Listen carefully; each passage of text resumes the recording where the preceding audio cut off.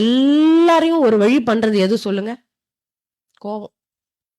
அதுக்கு காரணம் என்ன சொல்லுங்க? தலைவர் யார் தெரியுங்களா? கோபத்துக்கு தலைவர் ஈகோ. கோபம் தீமையை தான் கொண்டு வரும், மகிழ்ச்சியை கொண்டு வரவே கொண்டு வராது.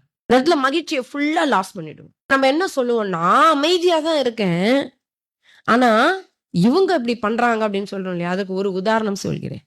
குரு என்ன பண்றாரு, இப்படி போய் சீடன் கேட்கிறான், நான் அமைதியா தான் இருக்கேன் குருவே, ஆனா எனக்கு கோபம் வர மாதிரி எல்லாம் பண்றாங்க, நான் என்ன பண்றதுன்னாரு. நீங்க என்ன கோவம் வரக்கூடாது, கோவம் வரான்னு சொன்னா சுத்தி இருக்கவங்க எல்லாரும் என்ன கோவப்படுத்தினா நான் என்ன பண்ணுவேன்?